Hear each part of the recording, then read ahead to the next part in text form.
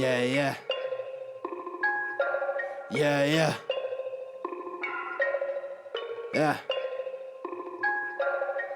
Look, Wrestling 101, classes in session. Pay attention to the teachings, that's from Andrew and Derek. I mean, these guys making a killing with no competition. Dynamic duo better than the Hardy Boys and the Dudley Boys. Everybody make some noise, mess with them, you get destroyed. They cannot be beat, take a seat. Watch them do they thing on the MIC. Face defeat, they cannot be seen like JC. Oh my goodness, it's a killing spree.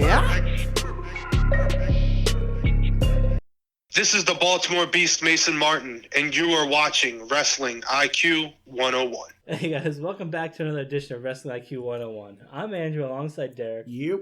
And you can listen to Wrestling IQ 101 right here on YouTube or finding us on iTunes by typing in Wrestling IQ 101. Also, you can follow us on Facebook, Twitter, and Instagram at Wrestling IQ 101. And today, we are sitting with Shane Fair, man. What's going on, man? Nothing much, Andrew. Great to be here finally, man. Very happy to be here. Yeah, absolutely. You know, we've had some of your peers in the past, from Mark M. Haggerty, Rich Reed.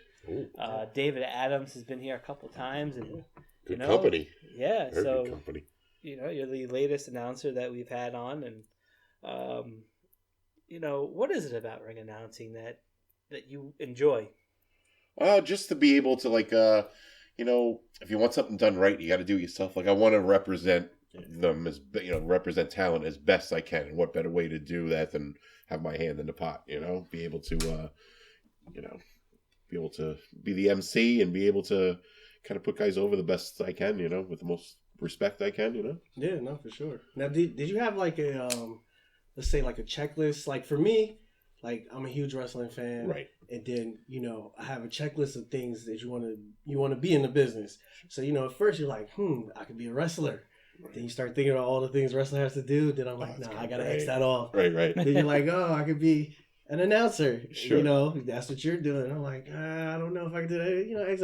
And then, you know, me and Andrew, we worked our way down the podcast. Okay. Yeah, we started high. We started high. That's funny, there. We worked our way low. Now we're working our way higher. Did you have a list like that, and then you set it on ring announcing, or is like I always wanted to do? That's a ring great question. Is you know what? It's I remember a comedian once talked about how like when you're young, you're like, I want to be a baseball player, or I want to be a basketball player, whatever it is, and then it's like you start getting to the age like, I wish I was a coach. I wish I could be a coach of a team. And you have that realization that you're getting older. So like, you know, that's exactly what it was. It was like that checklist. It was like, you know, do I still have a bump card, so to speak? That can I, you know, does my bump card fresh? And it's like, no, like your back hurts when you shovel. Like, of course you can't wrestle, you know? So, you know, that's, you know, I did that a little evaluation and I guess that was the point of entry or the point of most interest, you know, really. Yeah, nice. And how did you go about, like, you know,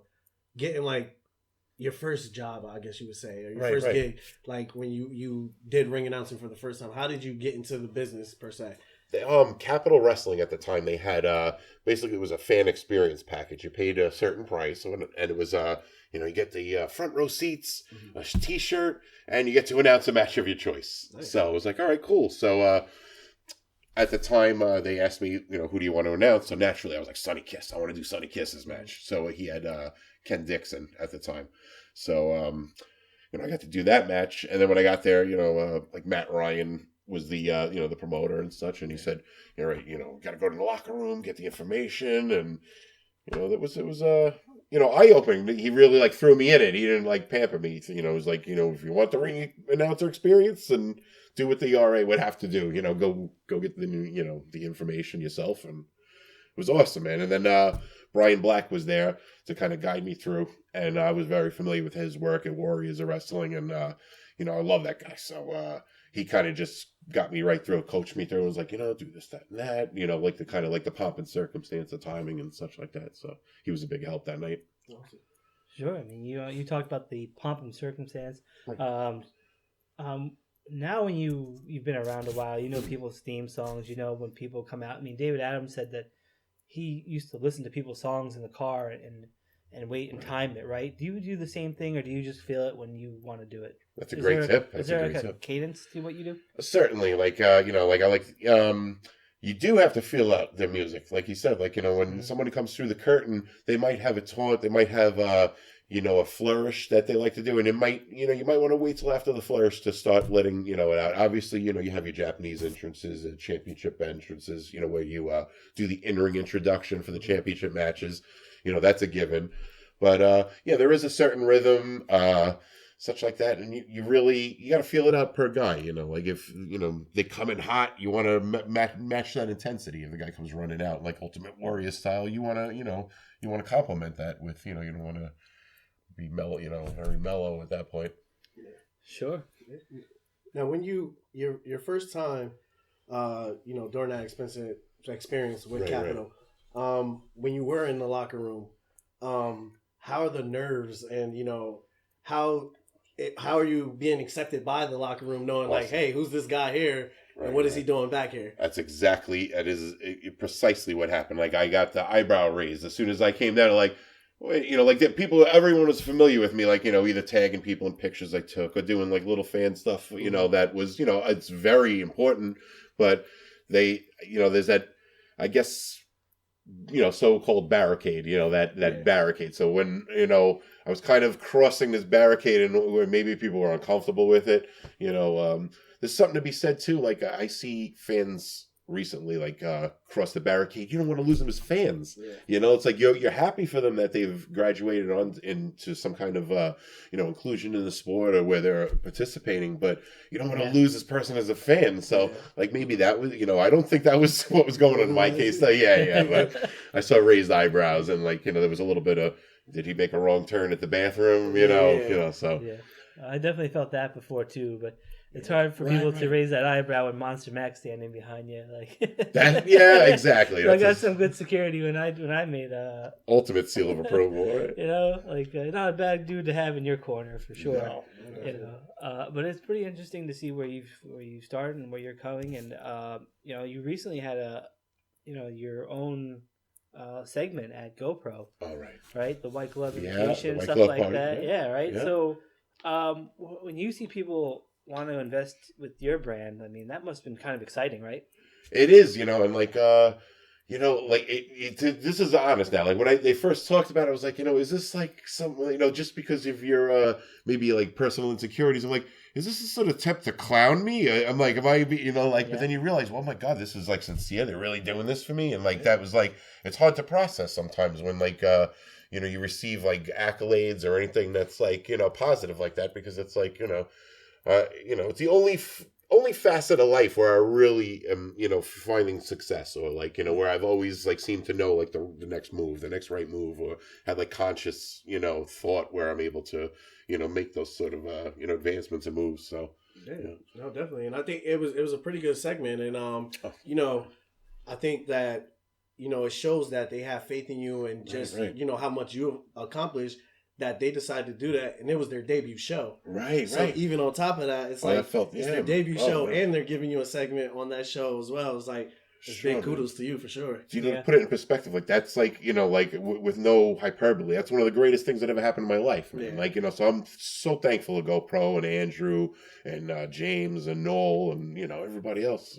I couldn't believe that, that was something that happened. Yeah. And I even talked about part 2, so, Yeah, unfortunately, Aaron Bradley, right? He just had to ruin the fun, right? An interesting story from that, but I know you were saying how he interrupted, right? But he interrupted the White Glove party, and he was taken backstage in handcuffs by security.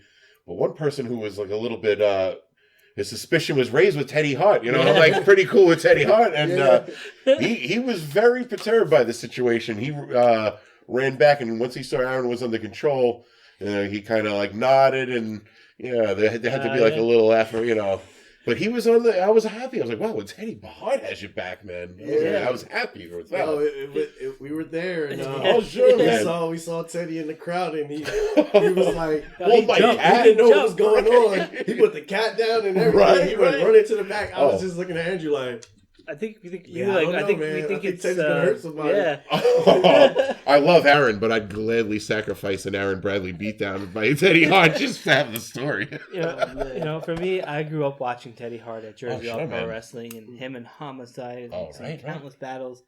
But you actually got to be in the ring with him right? How cool is that? Oh, I love Teddy, man. You know, that's like that's always what I always say. It's like a front row seat. You know, it's like, you know, like sometimes I'm sitting at the scoring table or something at Warriors, and it's like, wow, I get this special view. I get my own front row table. But like, you know, when you're in the ring and you see Teddy, like, you know, putting the cat on the turnbuckle, or, you know, Saif Al-Sabah coming over the bottom rope to, you know, for his entrance, or most recently Homicide, like to hear his music hit and see him come through the curtain, or you're like in the ring awaiting him to get to say his name. It's like, it's, oh my God, like I have goosebumps, you know, even talking about it now, you know. Yeah, man. And Notorious 187. I mean, oh, it's awesome, man. Seriously. You know, being a fan, you know, before you got into the business, who was like that one person that you met, or like, you know, like that top person that you met as a fan that you were just happy to meet, get an autograph from? Have you met that person? Are you still looking for him? Are you still a fan? You know, like Rob Van Dam was one, you know, that I wanted to meet. Rey Mysterio, I got to meet him. You know, the Teddy Hart, and you know, JT. That's like my four. You know, and I really got to meet. You know, I met all of them. You know, so you know. Still want to see, you know, Hogan, no matter, you know, regardless of what's happened in Hogan's past. I want to see Hogan. That's the Babe Ruth of the sport. You know, I just want to be in his presence at least once. Ric Flair, of course, you know. But Howard Finkel is like at the top. You know, I got to meet Howard the Fink, man. I'm trying so hard. I met him a couple of times. Oh, Howard Finkel. So yeah, jealous. he's the cool. You know, it's funny. I grew up. My first show was the Curtain Call. Oh. And I remember hearing Howard Finkel's voice, and I would hear his voice throughout years to come in the Garden. I didn't realize how spoiled I truly was hearing, you know, one of the greatest ring announcers of all time until you know, you start growing up. You're like, wow, how awesome is that to hear Howard Finkel in Madison Square Garden, and then look at the legacy that he's left with WrestleManias in the Garden and SummerSlams. You're like, wow, this is a pretty and he's a knowledgeable dude. He's like one of the smartest people. Right. But the whole Hogan thing, I mean, I don't really get starstruck, but he had me you've been there. Oh, nice. So he was like, thanks for wearing the shirt, brother. And I'm like, oh. Wow. That's great. Yeah, man. Yeah, but Flair was cool too, you know. So he's on the list too. He's definitely on the list. As a fan too, do you have like for me as a fan, my thing is I like collecting figures. Okay. So I have like a ton of figures I collect. Right. That will never be open. My son doesn't understand why I won't open them. Okay. So, you know, I know Andrew has this thing, he has autographs and all that stuff. Right. For you, do you have that one thing for you that's like your collectible thing that you like to do? There's a few things, and I call them projects, and it's just like you start these new projects that it just never ends. Yeah. Like the encyclopedia, the WWE encyclopedia. So I started that. I did like all black Sharpie for everybody, and if they're in the Hall of Fame, I asked that they do it in gold Sharpie and then include their year, the Hall of Fame year. So you know, then it's like people start, you know, we lose Nikolai, we lose Bundy. So now you have this book, and it's like the ends don't justify the means of bringing it to the show. Like, I don't want to leave this on a soda-stained floor, you know, soda-soaked floor, you know, just for, you know, get such and such's autograph when I have so much, like, invested in it, you know, just, like, intrinsically that it's, like, you know, I don't even want to bring it out anymore. But then, like, the PWI 500, that's something I like to do, get each entry signed. But then what happens is the next year's comes out. So then you start the next project. And I don't want to sit there like, would you sign 2017's 18's? Like, you know. Oh, man. One time with Joey Ryan, I, like, had him do, like, the 2018 one, right? But the 2019 one, I do in, like, a different marker. So I was like, I'm not going to ask him to switch markers. I'll ask him after the show with the other markers. I did it. Oh, it's horrible. That's what happens, though. It just snowballs, man. That's funny. See, I'm not too keen on the Sharpie. I just some of them I'm like some of them have to be perfect conditions, right? Yeah, I mean, I like the glossy 8x10s. Oh, okay. But I also have an encyclopedia too. But like sometimes some of the 8x10s look so sweet. I'm like, I gotta do that one instead of the encyclopedia. Sometimes it switches depending on who it is. Right. You know, like if I met him like a couple times, I'm like, you could sign me an encyclopedia. But like if you have like a really cool 8x10, or if it's somebody like a big, like a big name, I'm like, no, I need that 8x10 glossy. You know, because this looks cool in this. I put them in a plastic sharpshooter. With the top loader? Yeah, top loader. Oh, sure. Top loader, yeah. So I'm like, I put them in there. I have like a little. Oh, that's cool. Like a giant baseball card, kind of. But lately, I've been working on this poster that I've got. and it has like Honky Tonk Man. It had Shawn Michaels, Bret, Stone. That's the one I'm missing. Is Stone Cold, and of course, some of the other wrestlers are deceased on there. That I can't get because the poster came out after they passed. Look at that! You just said his name. Yeah, but like it was so cool. I'll tell you real quick. I went to I went to the Hall of Fame, and earlier in the day, I had just met Shawn Michaels at WrestleCon, and the guy was like, "I'm gonna need to take your poster," and I was like, "There's no way." You're taking this poster from my hands. I literally just paid all this money to meet Shawn Michaels. Like, you're not taking this poster. Like the guy, the head of security came over, and I was like, "Look, I will hold this thing. No one's fucking with this thing. This thing's not leaving my hands." Yeah, right. I was like, "This is like heaven on earth." My baby, right? I put it in like a sleeve, a container. Oh god! I was like, it was wrapped to the gills. I was like, I feel case, this. in case like there's like any incidents being so close to somebody in the Barclays Center. I'm like, there's no incident. It's I mean, it's still to this day and it's still mint condition. And like, yeah, I'm just missing Stone Cold. That's the one that I really want to meet. But I don't know how to meet Stone Cold. No, there's no accessibility, you know? Maybe sooner or later. I mean, think about it. The Undertaker's accessible now. That's surprising, You know what I mean? right. So Stone Cold will get there eventually. Yeah. But it's like Triple H, The Rock, and Stone Cold seem to have like this inaccessibility where it's like you have all these projects. The Rock is like a mega and superstar right now. Sure, so man. Like, oh, it's hard for it. The Rock, especially. Growing up, like Mick Foley was my favorite. Oh, cool. So seeing Mick Foley around like a million times, I'm like, this does not get old. No, And it doesn't. when- No, you don't especially get when desensitized to that. Yeah, especially I got to interview him one time for a few minutes, and I was like, this is like 10-year-old me is just like, it's like this can't be real. Highly present. So I'll ask you too, because I'm pretty sure you probably struggle with this. Like, you know, we do sometimes. How do you like find that balance between being in the business and, you know, you're an announcer, you're doing work, right, and being a fan at the same time? Because, you know, sometimes it's like you don't want to mark out. You know what I mean? While you're working, you try to be professional. We deal with that at the same time when we, you know, see guys. You don't want to. Oh, can I get a picture? Can I get this? Can I get that? 100%. How do you like find that balance of like, you know, just being in the moment? Like it's like, you know, if you know, you just being self-aware. If you see everybody looking at you while you're talking to that person, it's like don't break out the magazine and do it, because you know, like I really shouldn't care about the judgment, but at the same time I want to be professional and perceived as being professional. So it's like there is a fine line. Exactly what it is, man. And it's you don't. It depends on the situation. Like, you know, there's so many times where I have an item already prepared, all ready to get signed, that I just got to take the L and go home with it unsigned because it just didn't arise. You know, like I remember getting you know, a picture with somebody once, and you saw in the ring, and the promoter was like, I just happened to look over, and I saw like a look of disgust, and it was like I could still see that, like I access that like every time, and it's like, all right, that's the line right there, you know. I think.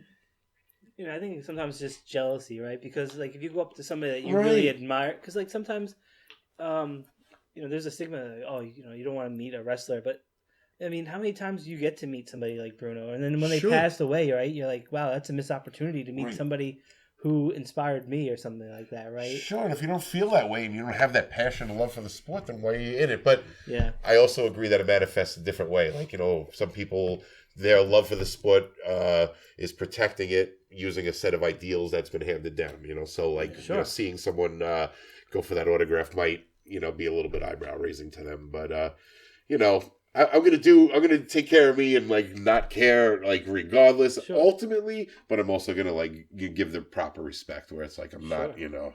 And sometimes, you know, like you have a talent that, you know that supersedes anything that it's just that I think that you know, if you go for somebody and ask for a picture, you know, personally I think it's kind of flattering, but I think it's kind of cool that and if you do get those eyebrows, I think it's just jealousy, because, you know, talent always seems to flourish, right? So like, and you have that knack where people want to take pictures with you, and they want to hear you say their name, or that's cool. So it's pretty neat that you get the best of both worlds, I think. Right. Yeah. Thank you, man. You know, I I don't know if I hate it, but you know the term mark. Oh, I know. It's like we're all derogatory, man. I'm a mark. Andrew's a mark. You're right, a mark. man. Of course. Every fan is a mark. Exactly. You know what I mean? Mark Adam Haggerty is a mark. I don't know if you ever did. You ever listen to like Al Snow's definition of mark? Oh yeah, and, like, I showed him that. Doesn't it get? I mean, like I love Al Snow, but that's so scathing to me, and it gets. It's so. It made me sad to watch that. Like people like look down upon. Like I heard somebody once say recently that nobody hates wrestling like a wrestler. I mean, a wrestling fan, rather. I'm sorry. Nobody hates wrestling like a wrestling fan. But the second part of that is I don't think anybody hates wrestling fans like a wrestler. Yeah. You know, like, it's like, that's sad to me sometimes. But, you know, that's in small, you know, that's not the consensus at all. You know, they're just, you'll never find in any sport where a fan is more taken care of than in wrestling. Like, that's for sure. Yeah. You know, the access, you know. I mean, you can see Bret Hart. He has the biggest line every time I see him. Oh, somehow, and he's here all the time. And affordable. Yeah, he doesn't gouge. And somehow he's here all the time, and I love Bret Hart, but he has the longest line I've ever seen at any show I've ever been to. I went to WrestleCon. Okay. And he still had the longest line at WrestleCon. And I was like, this is nuts. And I'm like, I've definitely had seen some of these people online for him at prior events, because I was like, damn. I met Bret Hart four times already. You're not done. So like, there's a fifth time coming soon, but like, just because he is one of my favorites.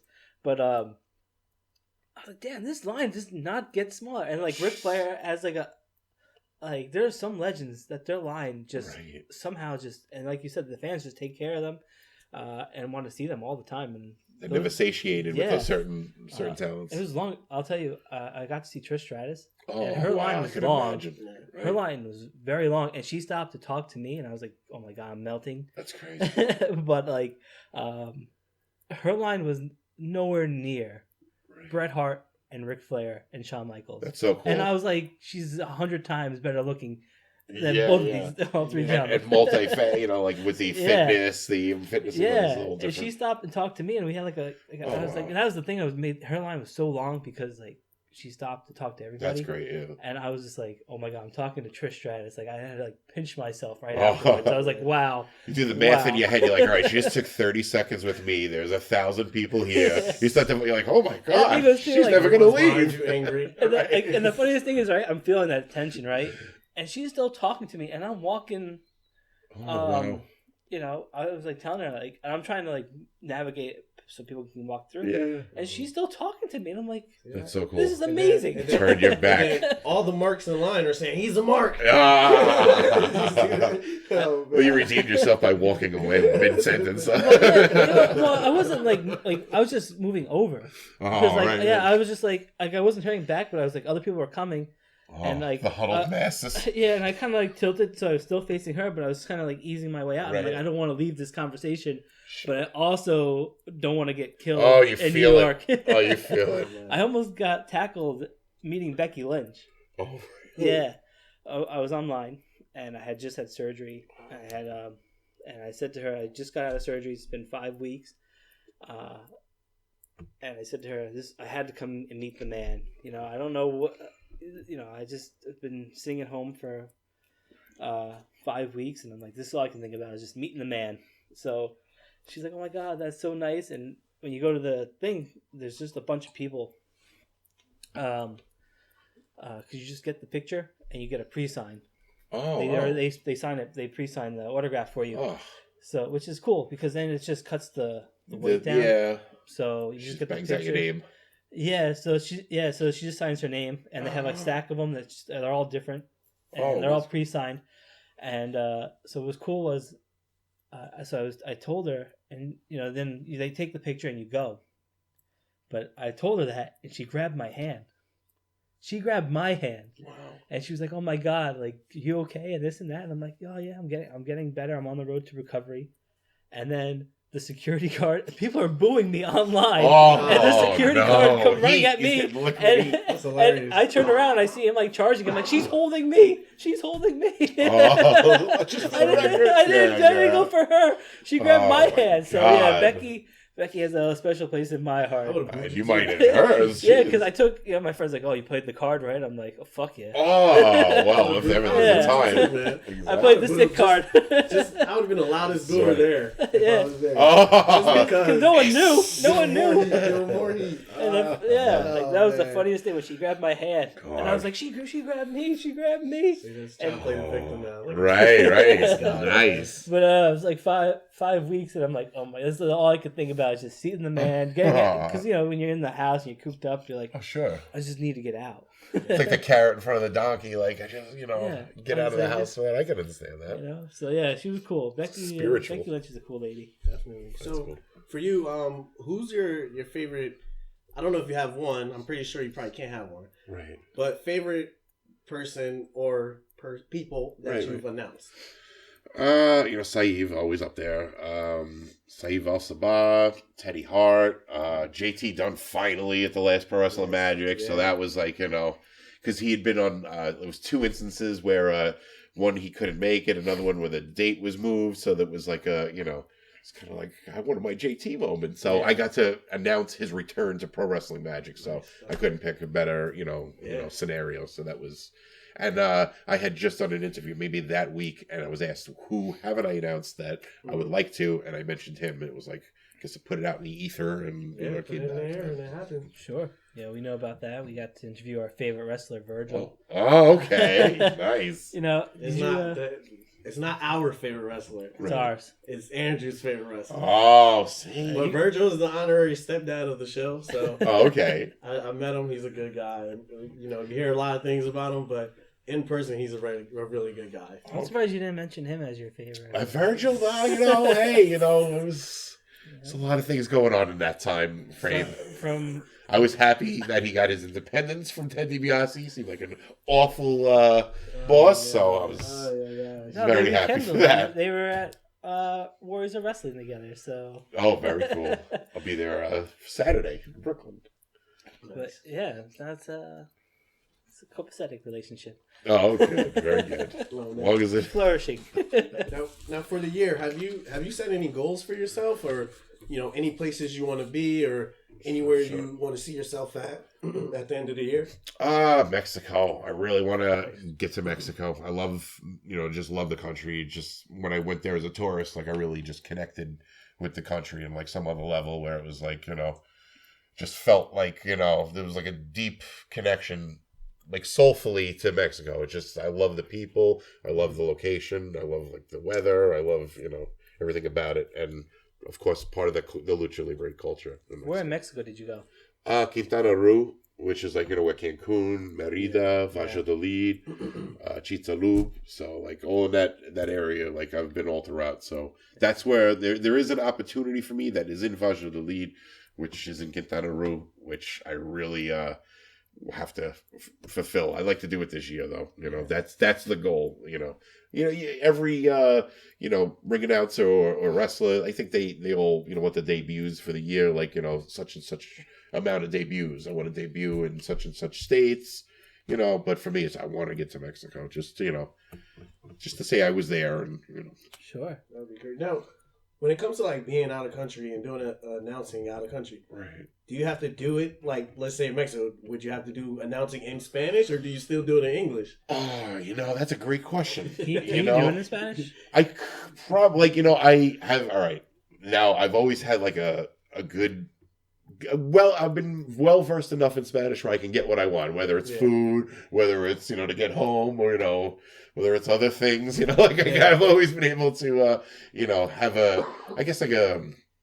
out of necessity, like my Spanish levels at. So I'm sure I can adapt it, and I've been pretty good with Spanish in the past. So I think whatever else I need, pronunciation's never been an issue, but yeah, I think I would have to know, because I don't want to go there on some like heel American, I don't know, I already got to tell you, like, what they do out of country. They want you to come in with, Donald Trump this, get that cheap heat, and, so I'm not looking to do that. I want to do it authentically, and, I mean, you have the pipes to do it. Oh, thank you.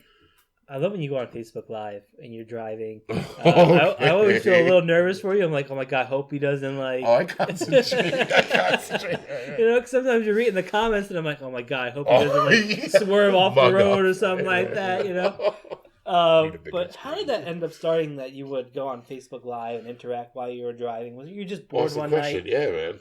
That's exactly what it was. It was like, had to drive home from Rhode Island, like 3-hour drive. Nobody sitting shotgun. And it's like, kind of brought people to me kind of selfishly where I was able to at least, talk to a couple people. My friend Phil Joseph, Mikey McEndrow, like, Elliot, like these guys are all like pop in and out. Some nights maybe voice grievances, maybe something had happened. Some nights just, just how happy you are with the way the night went, spread that positivity. And yeah, I think that's one of the coolest things that you do because, thank you, especially... you make me feel guilty. I'm like, man, I didn't go to that show because I was at this one. That's cool. A lot of times I'm like, damn, you're like, oh, I had such a great time at like Pro Wrestling Magic. And I'm like, I wanted to go, but I was at this other show. It was just as good. But yeah, it's like, thanks for making me feel guilty. Anything social media related, like as far as like, just the etiquette and, how you should present yourself. I kind of learned by watching Mark Adam Haggerty because I think he is. Oh, he's amazing. Yeah. The way he manipulates social media, and he doesn't. It's not overkill. It's not like like over solicitation, or it doesn't come across like narcissistic. It comes across proper. The way he does it's just like and I try to emulate what that type of model that he set, but it's like it's on a much less level because I feel far less deserving as he should be as presenting his product, because he's one of the top. Yeah, he just got signed by MLW. Oh, so deserving. I mean, how awesome is that? I mean, knowing that there are greener pastures out there for you, right. Knowing that, MLW is attainable. You just saw someone do it, right? There's other steps that you can take. What places do you want to go? I mean, are there anywhere on the bucket list that any big time companies that you're looking at that you want to be part of? I would love, most immediately GCW. I would love to, just represent GCW, even if it's just once, even if it's a fill-in. I would like to. That's a goal of mine. Right off the bat. What it is in wrestling. Like you always, if you put in the effort, like you can find that your dreams are obtainable, and like you have to kind of reinvent new ones. So it's like after GCW, I don't know, maybe Impact, Ring of Honor. I would love to get to that level. AEW would be the ultimate, I would say. But what really impressed me? Just a couple of weeks ago at Standalone Wrestling. Oh, okay. Brandon Kirk. He's in that ring, and I was like, wow! I was like blown away with the amount of violence. And he was just holding it together watching that match. I got to look at those snippets. I was like, wow, I don't know how he's holding that. Because I was feeling every time. Oh, man. He was getting hit with a light bulb. Had the light bulb in his mouth, right? Oh, right. And I was like, how is he not, like, dead? Literally, clenching his teeth, basically. And he had his head kicked through it, and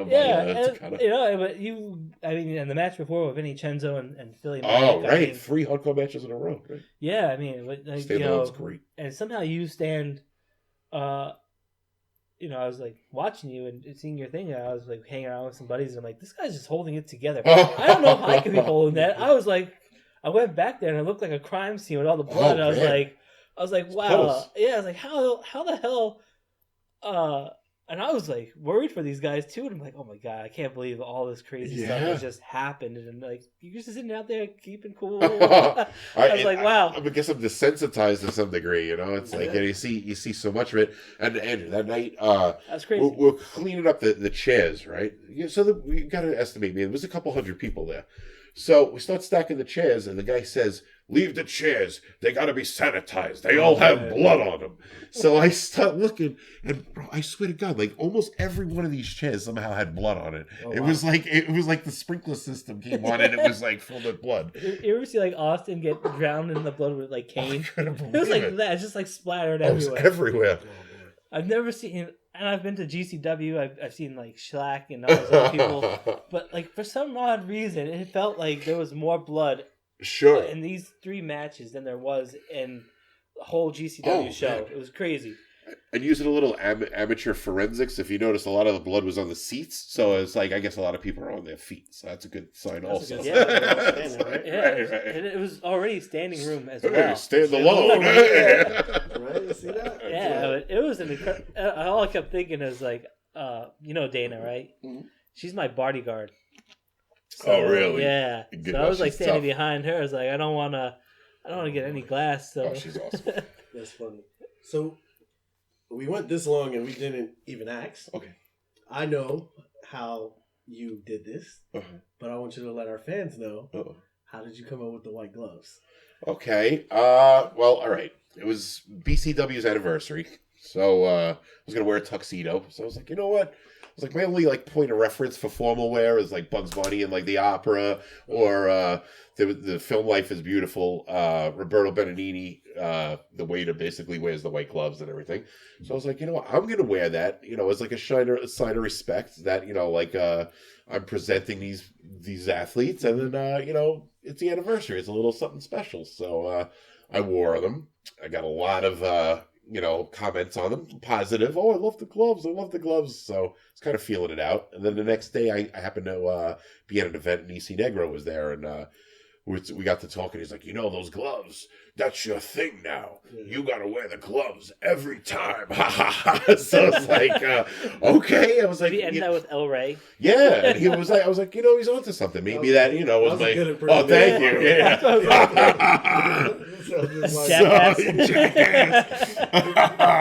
So, El Rey all day.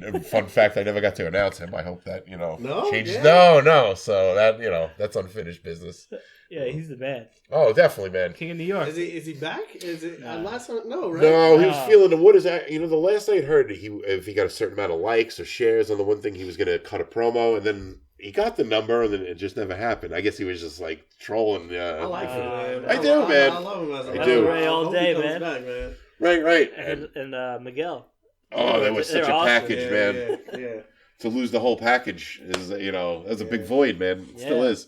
But yeah, he said to, you know, that's your thing now. And that was it. I actually have it, I think I was videotaping at the time when he said it. Mm-hmm. So I actually, like, have the video of him, like, instructing, like, my oracle telling, like, he's like, you know, I call him an oracle. He's like one of those people that you go to for wisdom. And, you know, I have the actual moment when he's like, yeah, you got to keep those gloves. And so it's on video. I gotta dig it up, man. Yeah. I saw that you are a movie snob. Oh, okay, on your profile. What are some of the worst movies, and what are some of the best movies? That's awesome, man. Yeah, because nobody really talks about the worst ones, man. Is it Planet Sometimes 9 the from worst outer ones space? are good, man. That's pretty bad. You know what movie that, like, I don't care, man. Like, don't at me, bro. Aquaman was a steaming pile of shit, and that was one of them. I don't know if I could, you know. Okay, but that, you know, I didn't want to drop any bombs, but yeah, that's how bad Aquaman was. That I have to go there. But Aquaman was pretty bad. When I was younger, there was a movie I saw, Married to the Mob, with Michelle Pfeiffer. That was like one of the worst films I've ever seen. And I went back recently; it wasn't so bad, but you know. I think Michael was the worst one for me. Michael, that was when he was the angel. Yeah. Oh So wow, bad. that's a good pick, man. I hated that That movie. was really bad. I was pulling like my hair as a kid. Oh. On the opposite end of the spectrum, like I like Paul Thomas Anderson. So like any of his movies, There Will Be Blood, specifically The Master with Joaquin Phoenix, probably, you know, another good film by him. But all Kubrick's work, you know, Federico Fellini, I like.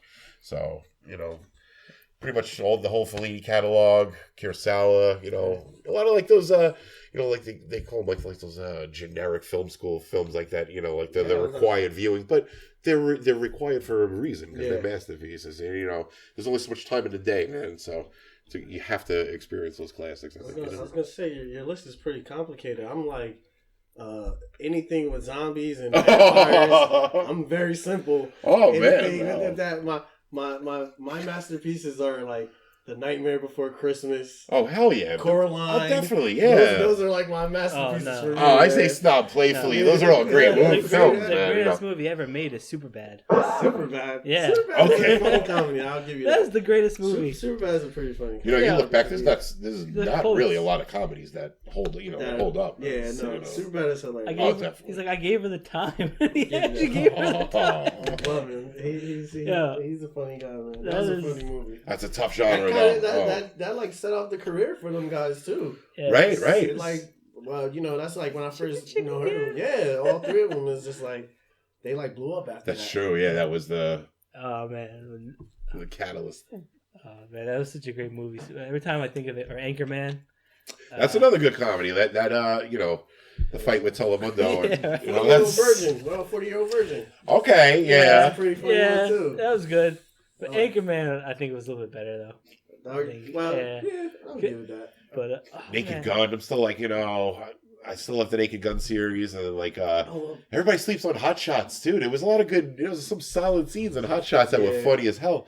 There's a scene when Charlie Sheen's on the one boat, right, and Martin Sheen's on the other boat, and Martin Sheen's given his dialogue from Apocalypse Now, and Charlie Sheen is like given like a voiceover of his voiceover from Platoon, and the two boats pass, and he points at him and goes, "You were great in Platoon, you were great in Wall Street." They both say it like simultaneously. Oh, It's like, that's a crazy scene, man. That's like, they got Charlie, Martin Sheen just for that one scene. That's pretty, That's Yeah. pretty dope. So Hot Shots, everyone sleeps on. I go back to those. See, one thing is like when it comes to comedies, I'm more like Coming to America. Oh, classic. You know Yeah, what I mean? yeah, good, yeah. that's good, yeah. Stuff like hell that for me would be funny. I don't know. If Even like the house parties with Kid and Play. How do you feel about that they're going to make, I don't know if it's just Facebook BS fodder, but You can't do it. No, You can't man. do it. Oh, even Yeah. for You don't everybody. remake that. You don't make a part 2, whatever to No. that.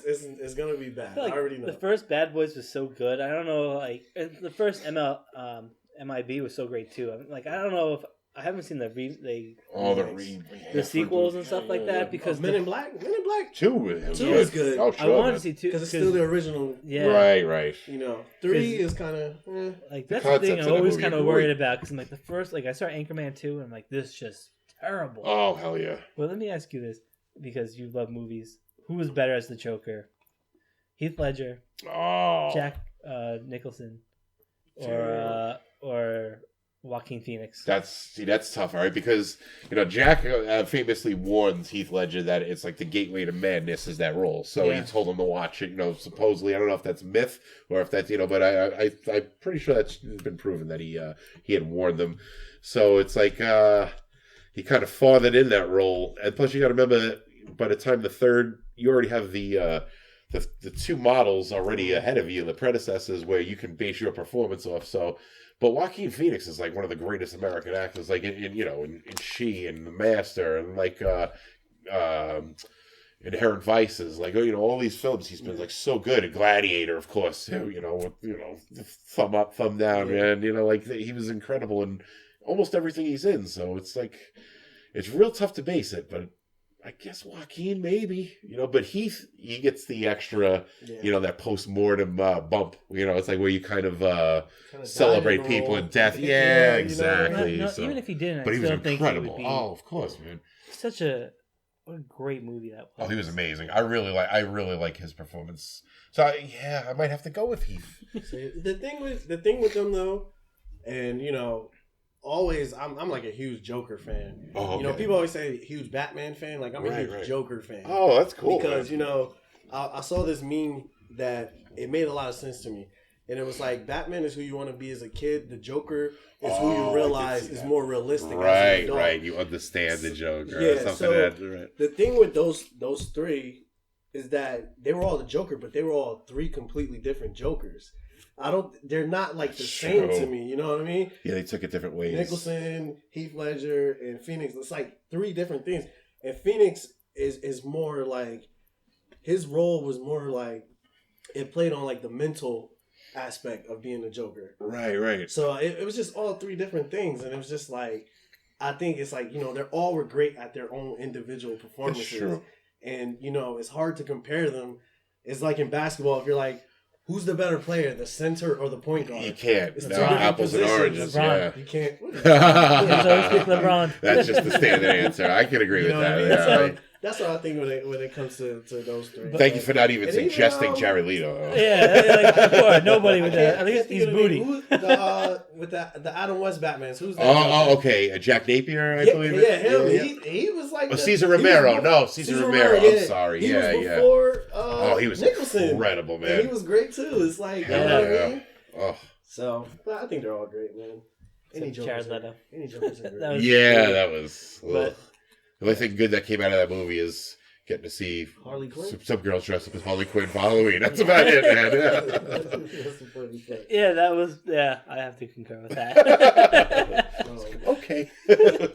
no disputing that. So when it comes to when we were all younger, we all had our favorites. Okay. Who's the wrestler for you when you were a kid that you were just like that made you fall in love with wrestling? Well, like you get caught in the Hogan stuff, or it was like the Beatles, Rolling Stones, Hogan, a Warrior. It was that everybody kind of got caught up in that because we just didn't know any better.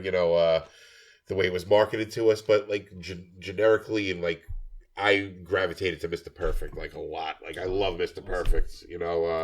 Just his style, just like the promos before he entered the WWF. With the overhead shots and a lot of you hear a lot of stories that people can kind of concur with those stories where anything he did was perfection just in his everyday life. If he threw a balled up paper across the room at a garbage pail, it was going to go in. I just loved that whole gimmick. It was just I really resonated with me. I thought he was the greatest. Yeah, that's what I was gonna say. I like Mr. Perfect too, and then like when I heard like all those like things in those promos, like he really did those things. I was like, yeah, all this right. is like nuts, man. It's like you like him even more because of that. Yeah, they were saying that he had a hard time doing it, knowing that he was being filmed. So he would tell him that he wasn't being filmed, and he would just do it. Just sneaking in. Wow. Yeah. Right. And they'd just be like, "Oh, we're not rolling," and he'd be like, "Okay," and just do it. But when they said action, he'd just mess it up. I heard that a couple times. But yeah, I mean, truly perfect. He lived it. And a lot of times you hear like they'll assign managers to people who to use as a mouthpiece because they themselves aren't good at like vocalizing and you put him with Heenan, but he didn't even need any embellishment. He didn't need anything. And it's like now it was like that was like a nuclear bomb of promo. The two of them together. Like, it was A genius too. Yeah. Sure, man. Oh, That was awesome. I love him. It's like Yeah, CM Punk and Paul Heyman.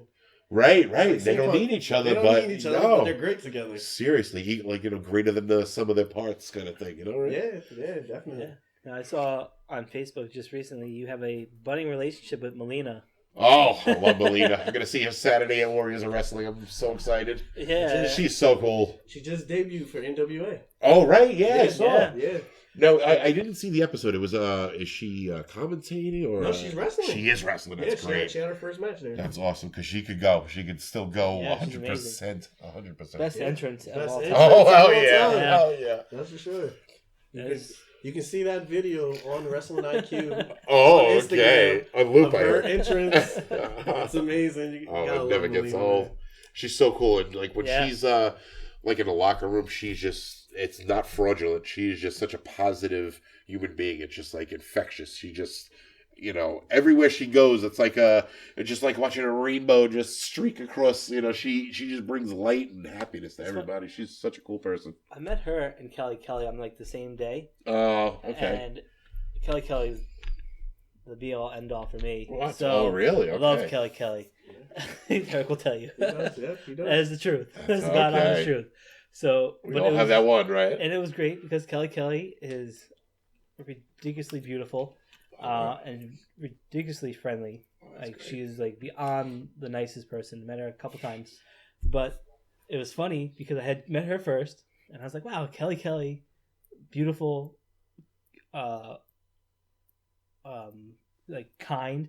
And you're like, "Wow, like I can't believe like that she could be so kind and beautiful in one package." And then I went over and right next to her was like Melina, right? So I sat down and Melina, she just signs the paper. And I don't know, something happened. And we started talking about women's wrestling and how great this was. And she's like, she asked my name. She signed it personally to me. And then on the bottom, she was like, "Thanks for supporting women's wrestling." And I was like, "Wow, I didn't ask her to do that." Oh, that's awesome. But I was like, "That is cool that she took the time out, and she really appreciated that I appreciated women's wrestling." And I was like, "That is cool." That is awesome. Because we had like a small conversation. She had her little dog with her, Right? And like we were talking, and I think the dog since has passed. That's right. But we were just talking about how awesome women's wrestling was, and she was like, and then she just like took it, and she was like, "Thanks for supporting women's wrestling," and I was like, "That's awesome," or something like that. She wrote she's amazing, and like she took the time to ask my name and then to write me a little message on there. I was like, "That's kind of cool." Sometimes like I just like the name or something like that. Right. But sometimes I thought that was like really cool that she took the time and personalized something. Just that little extra. Yeah, for me, exactly. And I was like, that's cool because like I was like, damn, I don't remember what year it was, but I was like, yo, these women are just freaking killing it nowadays. Oh, definitely. Especially when I met her, I was like, it was maybe like the start of like the women's division NXT. I'm like, how freaking awesome is that? Became like a competition and just keep raising the bar, and it was really healthy for the sport, Yeah, and it's great to see her. For a lot of years she wasn't part of WWE, right? Those legend matches and stuff like that, right? And to see her be part of that 24 championship thing with just for a second, sure. I was like, at least she's getting her. People are noticing her. Definitely, very deserving. Remembering her because she did a lot. She really was. It continues. She was great before anybody else, really in that division. Yeah, women's wrestling is like.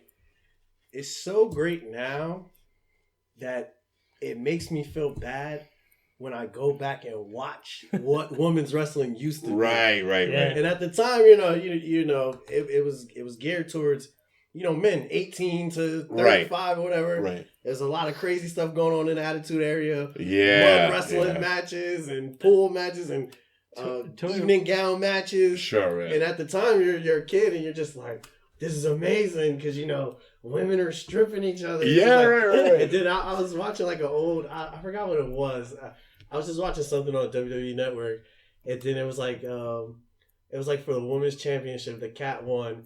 And it was like, mud wrestling. Oh, it was evening gown in the pool match. Oh, man. And I just felt so bad, like, I can't believe I used to watch this, man, and I'm so happy for where women are at now. Right. It's like it's so amazing. It had to swing far one way in order to swing back the proper way. Seriously. But like Tori Wilson summed it up so perfectly at the Hall of Fame. She was like, "I helped every boy become a man," which is the truest statement of all time. She's like, I was like, sure, she was responsible. Yeah, she summed it up perfectly. When it comes to independent wrestling. Right. Being someone that's, in the business now, who are some of the guys or girls that you're like, that fans need to look out for and like you feel like these are going to be the next big stars that we're going to see on TV one day? Right. I love Lou Bruno, Meadowlands Monster. That's a guy that, needs to be, he's a really agile big man, and his work ethic is like second to none. Like this guy, like he puts the ring together by himself. He'll go on Facebook Live, set up the camera, and then he'll put a ring together by himself. Well, most pieces you can't even carry by yourself, and he puts it. He's the first one in, the last one to leave. So that kind of work ethic. I say it till I'm blue in the face, but Saeed Al-Sabah should be everywhere. He's probably the most talented person like in independent wrestling, and his message and like. His wisdom needs to be spread. Like I can't even begin to say how special Saeed is. Like not just to me, but he really needs to. People really need to take a hard look at him. There's a lot of guys. I'm not trying to drink the corporate Kool-Aid, but Warriors has a real good crop of guys that just came out of their training facility. This guy Mike Harvey, Roger Mendez, Dexter Obsidian, Deanna Diaz. Yeah, Dexter's got it, man. He had a match at Standalone. I was so impressed. Oh, he's great, isn't he? Yeah, I mean, he was in there with Cortez from Lucha Underground. Oh, sure, yeah. And who else was in there? I think Reptiles was in there. Mike Dell was in there. Okay. Yeah, he was in there with a lot of people, and I'm like, wow, he really. Oh, definitely, man. Yeah, Dexter is pretty good. I like him. He's got a good head on his shoulders too, man. Yeah, nice guy too. He's an awesome dude. Got Roger Mendez out of there too. I know he's like had some controversial promos, but athletically, Yeah, go ahead. Yeah, I saw some of those I know. controversial promo, but I mean, he's making a name for himself for Exactly. sure. And standing out for sure. Getting a reaction. I mean, at least we can all agree at the end of the day, like you want the stimulus and response, and he's got the reaction. So Yeah, you know. especially But he also has the talent. You know, he Yeah, has so like early the in his talent. career. Man. Definitely, he's got the look, man. He's got the amateur backgrounds. He's got a lot of things right, going for him. Plus, at Warriors, you got Darius Carter, T.J. Marconi. Oh hell yeah! I man. mean, you got some heavy hitters over there for sure. That's for sure, bro. And I can't wait to see what the future brings for Warriors of Wrestling, because there's so many great people. That for Steele, Oh, I love Steele. right? Yeah. So I mean, you were part of his segment, right? Yeah, I'm asked to be the human tripod to hold his sign every so often. And like I say, not in the flattering human tripod sense. I have to stand there and hold the sign, and oftentimes he makes me, raise it so I can't even look. So, it's rough. But, luckily you get through it, and you were able to call the show. That's right, part of the show afterwards. But and he hasn't attacked you, right? No, so there's luckily, no physicality. I'm happy with that. Exactly. Luckily, no one has got the better of you. Sebastian Cage kicked me in the face at Magic, but I was, I was talking a little bit of crap about him, and at the time, Create or Die. So you get what you reap what you sow, I guess. But we're cool now. That's cool. See that, man? It's like, you dress so good. I feel like you can't even hit you, man. It's like, come on, man. Kids got the gloves. You're so dapper. You got the nice suit on with the gloves. Plus, I'm a big guy, man. That tailoring is just holding on. Any surprise movement here or there, man. You might have, Might look have like some Tony rippage. Atlas, right? No. Just a tie and the white shirt, no great. sleeves. Or Virgil, right? Because remember he had the jacket, jacket on, right? What goes into like the outfits or the jackets? To say I saw there's one nice one, and it's like you had like red with like the the gold. Yeah. Oh man, and that jacket burns me because I ordered that shit, and then I saw Mark Adam. Well, by the time I got the UPS, Mark does have that he has got jacket. almost exact. You're so right. And I got my shipping notification, and I'm sitting there. I looked at it on Instagram. I was like, "No!" I was like, "No, I just ordered He does that." have that jacket. He's so got right. a beautiful He wardrobe, has some man. great jackets as well too. Oh yeah, but you know what it is? One thing I'll always do is like if I'm at Magic, I'll go to the last event real quick. I'll look at the pictures and I'm like, all right, make sure I don't wear the same thing 2 in a row. Like I'll do that's like important, But my dry cleaner, oh my god, if anybody's making money off of this whole ordeal, it's my dry cleaner. Oh god, man, they're You go to killing me. Men's Warehouse, they guarantee the way you're gonna look. They don't take care of the big boys at Men's Warehouse though. I got to go a little bit, I'm more of a DXL kind of guy. DXL? All right. Big and tall, Hey, man. Exactly. They take good care of me over there. That's awesome. Appearance wise, you always look dapper. You Oh, look thank like you, you're brother. supposed to be there, for sure. Yeah, man. Larry Legend's my hero with that, man. Yeah, Larry Legend. He's the best dressed announcer ever. There's two, like the sun and moon in my universe. Of course, the Fink, and then of secondaries, Larry Legend. It's just 1 and 2. Those are like the most major influences. I love Larry Legend. I love everything he does. And like I always said, like he's the difference between it being like just matches versus being an event. Like he brings like that credibility, just when he's on the microphone. Like I just try to do anything close to that, I'd be happy. But yeah, definitely. Now, someone like Larry, you can be that to someone else who's trying to get into the business. So, you're leaving your mark right now. What advice do you give to someone who's trying to get their break in the business right now? Respect it. You know what I mean? Respect the business. That if you could do that and come in on that level instead of just like self-servitude, and just if you can be a servant to the sport and you know that you can make it a better place, then you should be in it. You know what I mean? You have to have that passion. Don't reluctantly back into it, or if you have the passion for it, you should try it. You should attempt it. Yeah. And then, like you said about the next person, when you get through that open door, the next part of getting through that door is make sure you don't slam it shut behind you. Yeah. Like leave it open. So that's another thing. But I guess the best advice is just show that respect and love for it, and then things will fall into place. Definitely. Yes, and it's amazing to hear how that story from being the fan, getting the eyebrows, to now being a part of the show and being big pieces of the show to keep people invested. That must be kind of hard too, right? Because sometimes they see such a brutal match or something, or such an emotional match, and then you have to come out there. That's such an awesome point. And you gotta smile, right? Like, you gotta be like nothing happened. Oh my God, Andrew, the one thing I hate the most is like, we need 5 minutes, and it's like, I'm already in my head, like I know what I'm gonna say, and it's like, so, and you go out there, it's like, time stands still. And the same thing too, if you ever make a mistake, the seconds become, it's like every second feels like an eternity, but I can yeah, there is, you want to keep, that's another thing too. You want to, if you're segueing from a hardcore match to, some emotional send off or something like that. Yeah, you have to, segue in a proper way. And it's like, yeah, that's a great question. Segue, you do have to segue properly. Yeah. And then also you got to try to get people to come back too.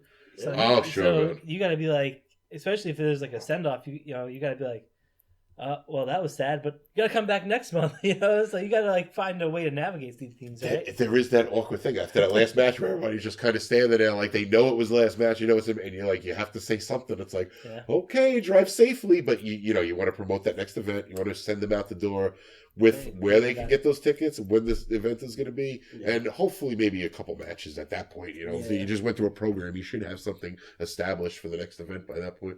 Yeah.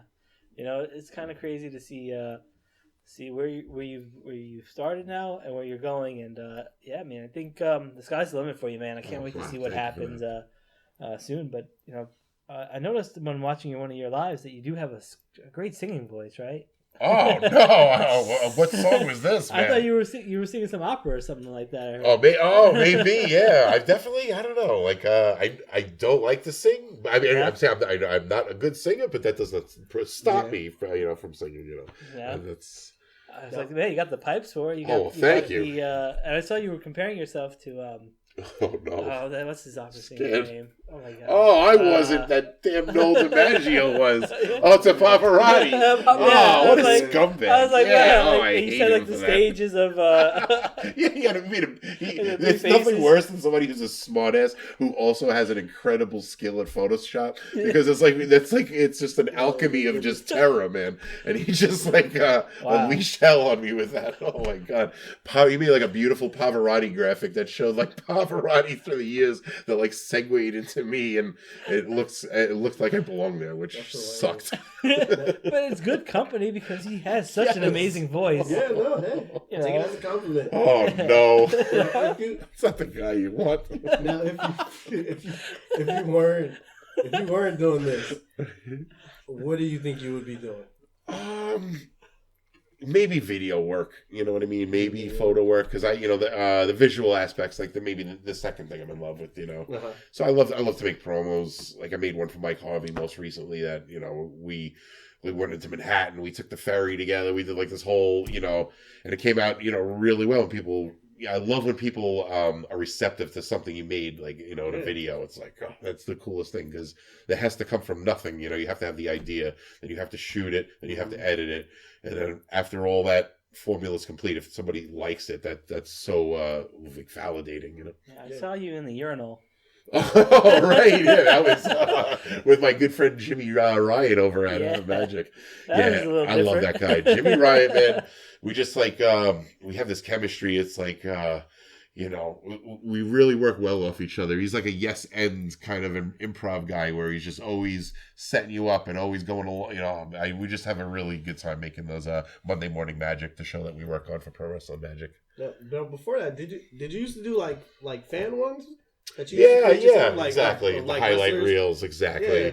Copywritten music that shut down within a day. Yeah. I'm a big indie hip hop head, so it's I get to sneak in a lot of beats that go under the radar sometimes, but still in all, they always get pulled. I always have some BS with it, man. It's always the worst. WWE is the worst at that. Oh, hell yeah. I'm on Instagram, I'm trying to repost something from WWE. I'm like, if anything, it's free promoing from me, and they're sending me a message, this violates copyright things. Oh, you cannot post this video on your Instagram. I'm like, we're a wrestling Instagram. we're telling wrestling news, right? Our things. Of course, man. Come on, man. Come on. And my point is, copywritten music. It's like, show me the person that's using that that song in my like highlight reel as a source for that song. Like, oh, I want to hear that song. Let me go to that wrestling video. Yeah, it's like, yeah, exactly. If someone's going to hear it and maybe SoundCloud it and be like, oh, all right, maybe I should download this song or something. But it's not hurting anybody. But you can't. You know. There's rules though. Yeah. What can you do?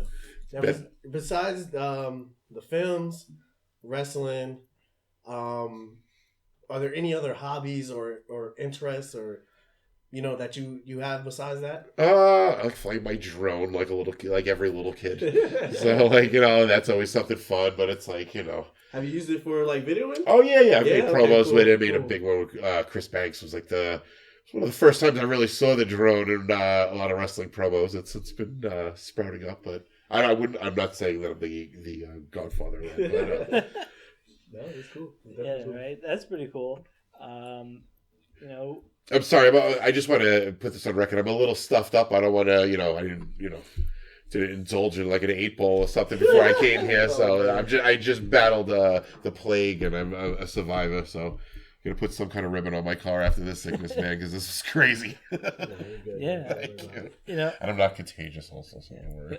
So besides movies, does that also bleed into TV shows too, or all pop culture, or you just? Oh God, I'm such an asshole when it comes to TV. Like I will rip people apart for watching things and then watch like dumber shit than that, and like it's okay. Like I have such a bad double standard. Like, oh, you watch Jersey Shore, and then like I'll sit there watching like American Pickers, like all friggin' day, like oh, that's how much that Rusty thing. I commit those prices to memories too. Like you look at the world a lot differently after American Pickers. Like when you see like a pile of crap, you're like, I think I see an old oil sign in there. Yeah. Let me ask you this: have you met anybody from the Impractical Jokers? Okay, the one guy.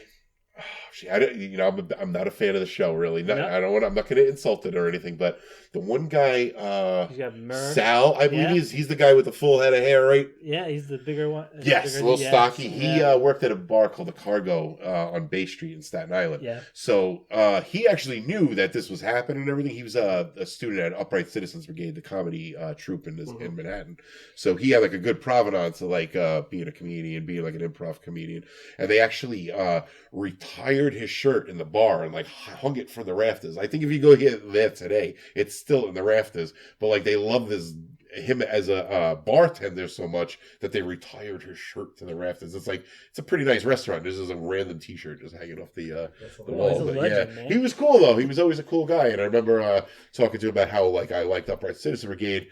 And I remember him like doing like this weird like surveying me, like, oh, so like like he was busy, and he was like, so what other kind of stuff you like? And I feel like you get like the delusion, like maybe he wanted me for the comedy troupe, and I missed my moment. Like he was summing me up. Yeah. That's how they get good tips. I mean, they gotta suck you in and be your friend. Yeah, right? yeah. Oh, I felt like I was. That too, right? In retrospect, I feel like maybe I was getting a little like is this guy?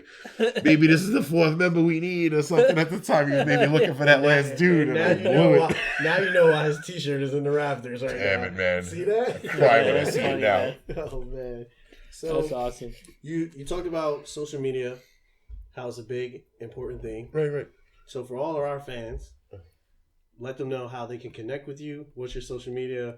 How they can befriend you, follow you, and see all your events and everything. You got it. At World's Fair Production on Instagram. At Shane Karma on Twitter. At Shane Karma at AOL.com. At AIM. Catch me in the chat rooms, kids. Most of with the BBW. Half of the people don't even know what you're talking about. AOL. They're like, what? See me in the BBW chat room. ASLP, kids. Oh, my goodness. I'm only playing. That's hilarious. You on MySpace? Oh, yeah. Well, they got to hold it down. Superbad. Yeah, how sad was it? Like, this was like a big cuck moment for Tom. The day that you were able to sign in MySpace using Facebook. It was like, ugh. You had to feel shitty that day. That had to be the rough day for Tom. Seriously. I love that meme that they always talk like all this dude did was like he was your first friend. Like, it was the first friend on social media. We abandoned him completely. He's always in your top 8. That's right. Yeah. Yeah, it had to be. Like Get him out of here. Never man. changes pick. Seriously, yeah. Same picture. Never grows old. Oh my god. Oh man. Every girl I knew could like probably like program like nuclear launch codes with like the amount of like skill they had at HTML like during the MySpace era. Dude, Like, me too. like, We used to have different wallpapers. oh my music god! playing. Oh hell yeah! Go to my page. It was crazy, man. You needed like that one girlfriend to like just like guide you through it all the time because they're so I know, much those better on the codes. computer. Yeah, Yeah. I didn't get MySpace until like the end of it. Oh, okay. So like it's just, Embedded songs, nothing. yeah, I had nothing of that, and then I got MySpace, Facebook pretty quickly. Oh. I jumped on that bandwagon, but I really didn't understand MySpace. I remember like all the fighting and stuff like that, and I was Checking that oh, MySpace that on a sidekick. That was the glory days. We didn't know how good we had it. but yeah. So the moral is find Shane Fair on social media. That's right. He's, That's Shane Fair Facebook. yeah. No fake name. No fake. he's a- No fake page. I'm nowhere near 5,000 friends. I think we could just stick with the one page. yeah, so yeah, you could check him out on social media. If you can see him in person, you're gonna be happy you did because he's a talented dude. You're gonna hear all your favorite stars come out that night and sound crisp and clear With no nasal congestion, I promise. Plus, Derek and I, we want to thank you for taking the thank you. time. Thank you for sure. coming out here and chatting with us and sharing some laughs, sharing some fun times. And for us, this has been Wrestling IQ 101. You can follow us right here at Wrestling IQ 101 across Facebook, Twitter, and Instagram. You can listen right here on YouTube or search Wrestling IQ 101 on iTunes, and you'll find all of our stuff from past episodes to new episodes. And stay tuned. Definitely. You're out.